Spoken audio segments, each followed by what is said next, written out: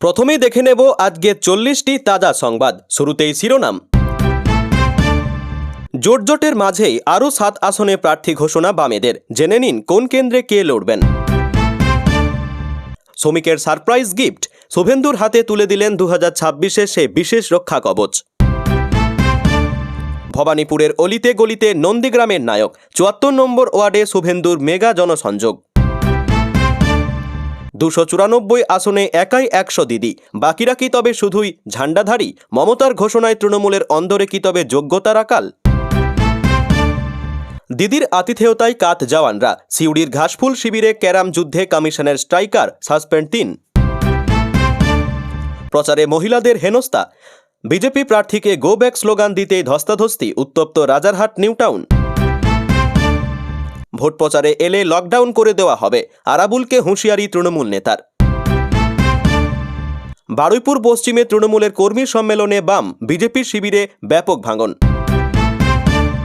চাঁচলে কংগ্রেস প্রার্থীর নাম ঘোষণা হতেই তুমুল বিক্ষোভ, ভাঙচুর, আগুন, অবরোধ কর্মী সমর্থকদের। অভিনেতা রাহুলের অকাল মৃত্যুতে শোক প্রকাশ মমতা বন্দ্যোপাধ্যায়ের। টলিউডে চরম দুঃসংবাদ, দীঘায় শুটিংয়ে গিয়ে তলিয়ে গেলেন অভিনেতা রাহুল। শোক কাটিয়ে ওঠার সময় দিন, রাহুলের মৃত্যুতে শোকে পাথর স্ত্রী প্রিয়াঙ্কা। বধূ নির্যাতনে অভিযুক্ত সন্দেশখালীর বিজেপি প্রার্থী, প্রচারে গিয়ে ফাঁস করলেন অভিষেক। অসিত অতীত, সামনে নূতন চুচুড়া, দেবাংশুর হয়ে প্রচারে নেমে বিস্ফোরক রচনা। মুর্শিদাবাদ জেলায় 22-0 করতে হবে, নেতাকর্মীদের টার্গেট বেঁধে দিলেন অভিষেক। মৃত্যুও মিলিয়ে দিল রাহুল ও জুবিনকে, অমর হয়ে গেল চিরদিনই তুমি যে আমার ছবির পিয়া রে পিয়া। লোডশেডিং বিতর্ক মুছে এবার ভবানীপুরে মমতাকে মোক্ষম জবাব দেওয়ার হুঙ্কার শ্রমিক শুভেন্দুর। প্রিয় দর্শক, এবার আসছি বিস্তারিত খবরে। বঙ্গ রাজনীতির পারদ এখন সপ্তমে। 2026-এর বিধানসভা নির্বাচনের নির্ঘণ্ট ঘোষণা হতেই রাজ্য জুড়ে শুরু হয়েছে প্রবল উন্মাদনা। প্রচারের ময়দানে ইতিমধ্যেই ধুলো উড়িয়ে জনসভা শুরু করে দিয়েছেন জননেতা শুভেন্দু অধিকারী। তবে আজ রাজ্য বিজেপির সদর দপ্তরে যা ঘটল তা এক কথায় ঐতিহাসিক। কয়েক হাজার উচ্ছ্বসিত বিজেপি কর্মীর উপস্থিতিতে রাজ্য বিজেপি সভাপতি শ্রমিক ভট্টাচার্য অত্যন্ত গাম্ভীর্যের সঙ্গে অথচ বিজয়ের হাসি মুখে নিয়ে শুভেন্দুর হাতে তুলে দিলেন এক বিশেষ বস্তু, নন্দীগ্রাম এবং ভবানীপুর, এই দুই হেভিওয়েট কেন্দ্রের লড়ার আনুষ্ঠানিক নির্বাচনী প্রতীক। বিজেপি আগেই ঘোষণা করেছিলেন যে এবার লড়াই হবে সম্মুখ সমরে। একদিকে নিজের প্রাণের গড় নন্দীগ্রাম, যেখানে 2021-এ ইতিহাস লিখেছিলেন তিনি, আর অন্যদিকে খোদ মুখ্যমন্ত্রীর খাসতালুক ভবানীপুর। এই দুই কেন্দ্রেই এবার পদ্ম ফোটানোর সেনাপতি স্বয়ং শুভেন্দু অধিকারী। আজ সেই রণক্ষেত্রের অস্ত্র বা প্রতীক শুভেন্দুর হাতে তুলে দিয়ে শ্রমিক ভট্টাচার্য বুঝিয়ে দিলেন সেনাপতি প্রস্তুত, এবার শুধু বিজয়ের ঢঙ্কা বাজার অপেক্ষা। প্রতীক হস্তান্তরের সময় শ্রমিক ভট্টাচার্যের দৃপ্ত কণ্ঠে ঘোষণা শোনা গেল, শুভেন্দু অধিকারী যেখানে পা রাখেন সেখানেই নতুন ইতিহাস তৈরি হয়। এবার নন্দীগ্রাম তো বটেই, ভবানীপুরের বুকেও ফুটবে পদ্ম। বাংলা এবার আসল পরিবর্তন দেখতে চলেছে। প্রতীক হাতে নিয়ে শুভেন্দুর সেই চিরপরিচিত আত্মবিশ্বাসী হাসি আর কর্মীদের উদ্দেশ্যে তার সংকেত বুঝিয়ে দিল মাঠ তৈরি, এবার শুধু গোল দেওয়ার অপেক্ষা। প্রতীক পাওয়ার খবর সোশ্যাল মিডিয়ায় চাউর হতেই রাজ্য জুড়ে বিজেপি কর্মীদের মধ্যে উৎসবের মেজাজ। চায়ের দোকান থেকে পাড়ার মোড়, সর্বত্র একটাই আলোচনা, একটাই ভাগ, লড়াই হবে দুই জায়গায়। এবার আর রক্ষা নেই। নিচুতলার কর্মীদের দাবি, শ্রমিকের মগজস্ত্র আর শুভেন্দুর লড়াকু জেদ, এই দুয়ের মেলবন্ধনে এবার নবান্ন দখল শুধু সময়ের অপেক্ষা। রাজনৈতিক বিশ্লেষকদের মতে একই সঙ্গে নন্দীগ্রাম এবং ভবানীপুরের প্রতীক শুভেন্দুর হাতে তুলে দিয়ে বিজেপি আসলে শাসক শিবিরকে এক চরম মনস্তাত্ত্বিক চ্যালেঞ্জ ছুঁড়ে দিলেন। একদিকে নিজের মাটি রক্ষা আর অন্যদিকে প্রতিপক্ষের দুর্গে আনা শুভেন্দুর এই ডাবল ধামাকা 2026-এর নির্বাচনের সমীকরণে এক লহমায় বদলে দিয়েছে। এখন দেখার, শ্রমিকের দেওয়া এই বিশেষ রক্ষা কবচ হাতে নিয়ে শুভেন্দু অধিকারী 2026-এর ব্যালট বাক্সে ঠিক কতটা ঝড় তোলেন। তবে একটা কথা পরিষ্কার, শ্রমিক শুভেন্দুর জুটি যে ঝড়ো ব্যাটিং শুরু করে দিয়েছেন, তাতে বিপক্ষ শিবির এখন থেকেই ত্রাহি ত্রাহি রব। পুরুলিয়া তপ্ত রোদে মানবাজারের সভা থেকে এক অদ্ভুত বিস্ফোরণ ঘটালেন তৃণমূল সুপ্রিমো মমতা বন্দ্যোপাধ্যায়। 2026-এর বিধানসভা নির্বাচনের দামামা বাজিয়ে দিয়ে তিনি ফের সেই পুরনো কাসুন্দি ঘেঁটে সাফ জানিয়ে দিলেন, কে প্রার্থী হয়ে দাঁড়াচ্ছে দেখার প্রয়োজন নেই। 294 কেন্দ্রে প্রার্থী আমি একাই।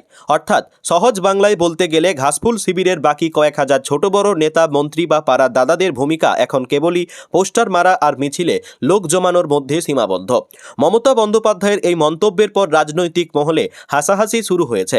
প্রশ্ন উঠছে, তবে কি ঘাসফুল শিবিরের নিচুতলার নেতাদের উপর থেকে খোদ নেত্রীরাই ভরসা কর্পূরের মতো উড়ে গিয়েছে? গত কয়েক বছরে বঙ্গে একের পর এক দুর্নীতি আর কেলেঙ্কারির যে পাহাড় তৈরি হয়েছে, তাতে প্রতিটি স্থানীয় নেতার গায়ে এখন কালির ছিটে। বিশ্লেষকদের মতে দিদি খুব ভালো করেই জানেন যে এবার অনেক আসনেই তার দলের স্থানীয় নেতাদের মুখ দেখালে মানুষ সপাটে দরজা বন্ধ করে দেবেন। আর সেই ভয় থেকেই আবার সেই পুরনো ইমোশনাল কার্ড, সব আমাকে দেখেই ভোট দাও। গণতান্ত্রিক ব্যবস্থায় সাধারণত দলগত আদর্শ এবং স্থানীয় প্রার্থীর কাজের নিরিখে ভোট হওয়ার কথা, কিন্তু তৃণমূলের ক্ষেত্রে দেখা যাচ্ছে ঠিক উল্টো। মমতা যেভাবে নিজেকে একমাত্র মুখ হিসেবে তুলে ধরলেন, তা আসলে দলের সাংগঠনিক দেউলিয়াপনারই নামান্তর। সোশ্যাল মিডিয়ায় ট্রোলিং শুরু হয়েছে। তবে কি বাকি 293 জন শুধুই শোপিস? তাদের কি টিকিট কাটার আগে কেবল ঝান্ডা ধরার ট্রেনিং দেওয়া হয়েছে? রাজনৈতিক টিপ্পনী হলো, দলের যে কোনো নেতার মুখ সামনে আনলেই যখন নেগেটিভ ইমেজ বা দুর্নীতির তকমা সেটে যাওয়ার ভয় থাকে, তখন দিদি একাই নিজের স্বচ্ছ ভাবমূর্তিকে বাজি ধরছেন। কিন্তু প্রশ্ন হলো, প্রশাসনিক ব্যর্থতা ঢাকতে আর কতদিন এই আমি সব মার্কা একনায়কতন্ত্রের সুর বাজানো যাবে? মমতার এই ঘোষণায় দলের নিচুতলার কর্মীদের মনেও প্রশ্ন উঠতে শুরু করেছে। যদি 294 আসনেই দিদি প্রার্থী হন, তবে বাকিদের গুরুত্ব কোথায়?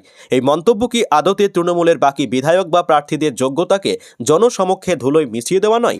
রাজনৈতিক বিশ্লেষকদের মতে, যখন কোনো নেত্রী তাঁর দলের সমস্ত পদাধিকারীকে পাশ কাটিয়ে নিজেকেই একমাত্র বিকল্প হিসেবে তুলে ধরেন, তখন বুঝতে হবে দলের অন্দরে পচন ধরেছে এবং নেতৃত্বের প্রতি আস্থার আকাল দেখা দিয়েছে।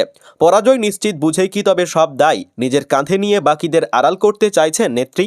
সব মিলিয়ে মানবাজারের সভা থেকে মমতা এই একাই প্রার্থী হওয়ার ডাক আসলে তৃণমূলের চরম সাংগঠনিক দুর্বলতা এবং বিকল্পহীনতারই সবচেয়ে বড় প্রমাণ। নিজের দলের নেতাদের উপর বিন্দুমাত্র ভরসা না রেখে একাই মাঠে নামার ডাক দিয়ে মমতা আসলে বুঝিয়ে দিলেন, ঘাসফুল শিবিরের অন্দরে এখন সব ভালো নেই। 2026-এর নির্বাচনে মানুষ কি কেবল মুখ দেখেই ভুলবেন, নাকি যোগ্য নেতৃত্ব ও সুশাসন এর বিচারের তৃণমূলকে জবাব দেবেন? সেটাই এখন দেখার। লালমাটির মানুষ দিদির এই একলা চলো নীতিতে কতটা মজে তার সময় বলবে। কথাই বলে, বাঙালির অতিথেয়তার কোনো তুলনা নেই, আর সেই টানেই কিনা কে জানে। খোদ শাসক দলের পার্টি অফিসে গিয়ে গুঠি সাজাতে বসে পড়লেন কেন্দ্রীয় বাহিনীর জওয়ানরা। রাজনীতির আঙ্গিনায় যখন যুযুধান দুই পক্ষ একে অপরকে 1 ইঞ্চি জমি ছাড়তে নারাজ, তখন বীরভূমে সিউড়িতে দেখা গেল এক অদ্ভুত স্পোর্টিং দৃশ্য। তবে খেলাটা রাজনীতির নয়, স্রেফ ক্যারামের। আর এই ক্যারাম প্রীতি শেষমেশ কাল হলো বাহিনীর 3 সদস্যের জন্য।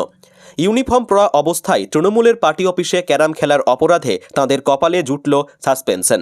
ঘটনা সূত্রপাত সিউড়ির একটি তৃণমূল কার্যালয়ে। ভাইরাল হওয়া একটি ছবিতে দেখা গিয়েছে, বীরভূমে তপ্ত রোদে ডিউটি করতে করতে হাঁপিয়ে ওঠা কেন্দ্রীয় বাহিনীর জওয়ানরা ঢুকে পড়েছেন স্থানীয় ঘাসফুল শিবিরের কার্যালয়ে। সেখানে তখন ফ্যান চলছে সাঁ করে, আর সামনে সাজানো ক্যারাম বোর্ড। লোভ সামলাতে না পেরে স্ট্রাইকারে আঙুল ছোঁয়ালেন জওয়ানরা। ছবিতে দেখা যাচ্ছে বেশ খোশমেজাজেই তৃণমূল কর্মীদের সঙ্গে গুঠি পকেটে পোড়ার লড়াই চলছে তাঁদের। আর এইসব ভাইরাল হতেই শোরগোল পড়ে যায় রাজনৈতিক মহলে। বিরোধীরা প্রশ্ন তুলতে শুরু করেন যে বাহিনীর ওপর নিরপেক্ষ নির্বাচনের ভার তারা শাসক দলের ডেরায় বসে আতিথেয়তা গ্রহণ করছে কি করে। কমিশনের কানে খবর পৌঁছাতেই দেরি হয়নি। এর আগেই নির্বাচন কমিশন করা নির্দেশ দিয়েছিল যে কোনো বাহিনীর জওয়ান স্থানীয় রাজনৈতিক দলের কোনো রকম সাহায্য বা আপ্যায়ন গ্রহণ করতে পারবেন না। সিউড়ির এই ঘটনায় সেই নির্দেশের সরাসরি অবমাননা হয়েছে দেখে রে করে নামে কমিশন। তৎক্ষণাৎ পদক্ষেপ নিয়ে সংশ্লিষ্ট 3 জওয়ানকে সাসপেন্ড করার নির্দেশ দেওয়া হয়েছে। শুধু তাই নয়, তাদের বিরুদ্ধে বিভাগীয় তদন্ত বা ডিপার্টমেন্টাল এনকোয়ারি শুরু করার কড়া বার্তা দিয়েছেন কমিশন। কমিশনের এই কড়া মেজাজ দেখে স্পষ্ট, ভোট ময়দানে ক্যারাম খেলা মোটেই বরদাস্ত করা হবে না। তৃণমূলের স্থানীয় নেতৃত্বের দাবি, রোদে জওয়ান কষ্ট পাচ্ছিলেন, তাই সৌজন্যের খাতিরে একটু বসতে দেওয়া হয়েছিল। ক্যারাম খেলাটা তো বিনোদন, এতে রাজনীতি কোথায়? তবে রাজনৈতিক বিশ্লেষকরা বলছেন, সৌজন্য আর কর্তব্যের মধ্যে যে একটা সূক্ষ্ম লক্ষণ রেখা থাকে, জওয়ানরা উত্তেজনার বশে সেটাই টপকে গিয়েছেন। বিশেষ করে বীরভূমের মতো স্পর্শকাতর জেলায় যেখানে ঘাসফুল বনাম পদ্মফুলের লড়াই তুঙ্গে, সেখানে জওয়ানদের এই স্পোর্টিং স্পিরিট কমিশনের চোখে একেবারেই আনস্পোর্টিং মনে হয়েছে। আপাতত সিউড়ির এই ক্যারাম বোর্ড এখন খাঁ করছে। জওয়ানদের ওই আড্ডা এখন তাদের কেরিয়ারে বড়সড় প্রশ্নের চিহ্ন বসিয়ে দিয়েছে। কমিশনের এই শাস্তিমূলক পদক্ষেপ বাকি জওয়ানদের জন্য এক বড় সতর্কবার্তা। পার্টি অফিসে ঢুকে গুঠি সাজালে কমিশন কিন্তু স্ট্রাইকার চালাতে দুবার ভাববে না। গো ব্যাক স্লোগান পাল্টা জয় শ্রীরাম। উত্তপ্ত রাজারহাটের নিউ টাউনের 4 নম্বর ওয়ার্ড নারায়ণপুরের গোপালপুর হাউসিংয়ে বিজেপি প্রার্থী পীযূষ কানুরিয়ার প্রচারে যেতেই তুমুল উত্তেজনা। স্থানীয়দের সঙ্গে বচসা ধস্তাধস্তি, এলাকার মহিলাদের হেনস্থার অভিযোগ বিজেপির কর্মী সমর্থকদের বিরুদ্ধে। হাতে বিজেপির দলীয় পতাকা, দলবল নিয়ে নিজের বিধানসভা কেন্দ্র রাজারহাট নিউ টাউনে প্রচারে যেতেই বিজেপি প্রার্থী পীযূষ কানুরিয়ার বিরুদ্ধে উঠল গো ব্যাক স্লোগান।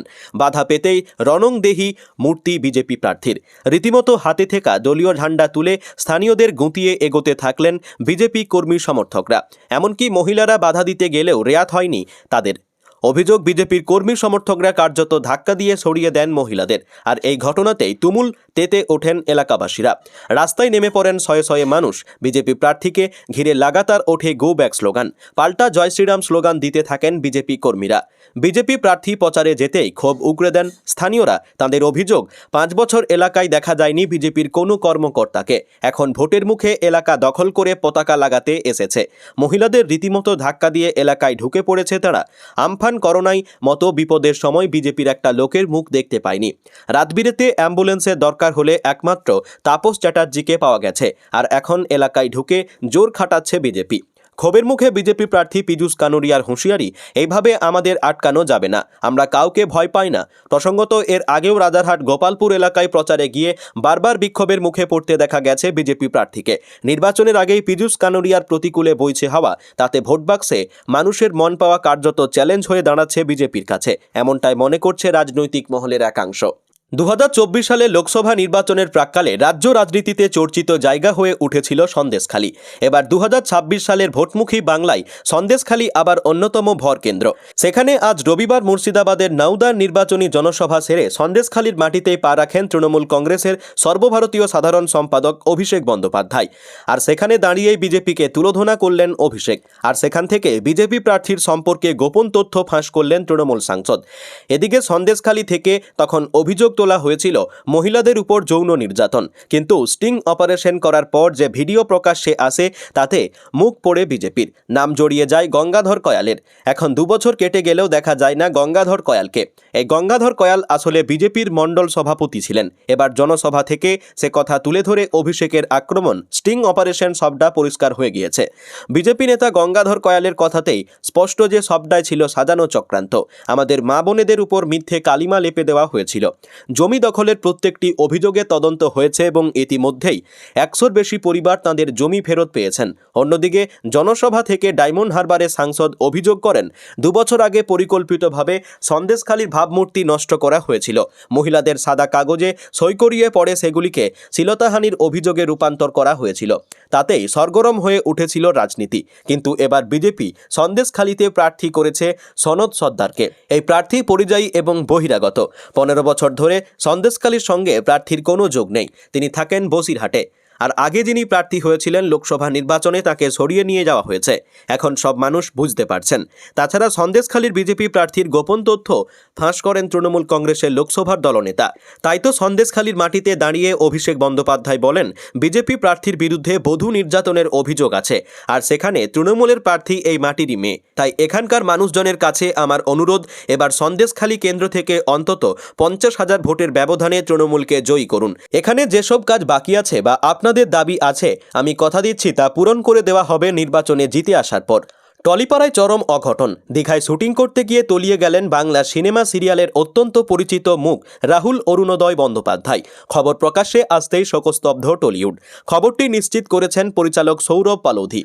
জানা গিয়েছে, দীঘার তালসারিতে ভোলে বাবা পারকারেগা শুটিংয়ে গিয়েছিলেন 43 বছর বয়সী এই অভিনেতা। শুটিং শেষ হওয়ার পর তিনি বন্ধুদের সঙ্গে সমুদ্রে জলে নামেন। তখনই তিনি তলিয়ে যান। এরপর তালসারি পুলিশ তাকে উদ্ধার করে স্টেট জেনারেল হাসপাতালে নিয়ে গেলে চিকিৎসকেরা তাকে মৃত ঘোষণা করেন। জলে ডুবেই তার মৃত্যু হয়েছে বলে জানা গিয়েছে। মাস কয়েক আগে শুরু হয়েছে ভোলে বাবা পারকারেগা ধারাবাহিকের 2য় অধ্যায়। সেখানে নায়কের ভূমিকায় অভিনয় করছিলেন রাহুল। এই ধারাবাহিকের মাধ্যমে দীর্ঘদিন পর অভিনেতা ছোট পর্দায় কামব্যাক করেন। অভিনেত্রী প্রিয়াঙ্কা সরকারের সঙ্গে তাঁর দাম্পত্য জীবন প্রায়ই শিরোনামে উঠত। তাঁরা দীর্ঘদিন আলাদা ছিলেন, ডিভোর্সের পরিকল্পনা করছিলেন, কিন্তু ছেলে সহজের কথা ভেবে ডিভোর্সের সিদ্ধান্ত বাতিল করে আবারও এক হন তাঁরা। কিন্তু সেই সংসার আর বেশি দিন করা হলো না অভিনেত্রীর। অল্প বয়সে বিধবা হলেন তিনি। যদিও অভিনেতার মৃত্যুর খবর এখনও তার পরিবারের তরফ থেকে জানানো হয়নি। ধারাবাহিকে রাহুলের জেঠু চরিত্রে অভিনয় করছেন ভাস্কর বন্দ্যোপাধ্যায়। বন্দ্যোপাধ্যায়। তিনি জানান, ধারাবাহিকের সকলে তালসারিতে শুটিং করতে গিয়েছেন। জলে ডুবে মৃত্যু হয়েছে রাহুলের। আজ মর্মান্তিক ঘটনাটি প্যাক অ্যাপের পরে ঘটেছে, তবে ঠিক কিভাবে ঘটেছে তা স্পষ্ট নয়। সূত্রের খবর, বেশ কিছুক্ষণ জলের তলায় ছিলেন রাহুল। অনেকটা সময় পেরিয়ে গেলেও তিনি জল থেকে উঠে না আসায় তার খোঁজখবর শুরু হয়। তখনই টেকনিশিয়ানরা তাকে টেনে তুলে হাসপাতালে নিয়ে যান, কিন্তু তার আগেও সব শেষ। ভাস্কর বলেন, শুটিং সেরে তারা মধ্যাহ্ন ভোজ গিয়েছিলেন, কিন্তু এমন কিছু ঘটে যাবে তা ভাবা যাচ্ছে না। সুস্থ তরতাজা মানুষ এভাবে চলে গেল। অভিনেতা দিগন্ত বাগজি জানিয়েছেন, শুটিং শেষ হওয়ার পর রাহুল জলে নেমেছিলেন। সাঁতার জানতেন না তিনি, হয়তো কোনো ভাবে আটকে পড়েছিল। হঠাৎ রাহুলদা ডুবে যাচ্ছে বলে টেকনিশিয়ানরা চিৎকার করতে থাকেন। তখনও বেঁচে ছিল, কিন্তু হাসপাতালে নিয়ে যাওয়ার পর ওকে মৃত ঘোষণা করা হয়।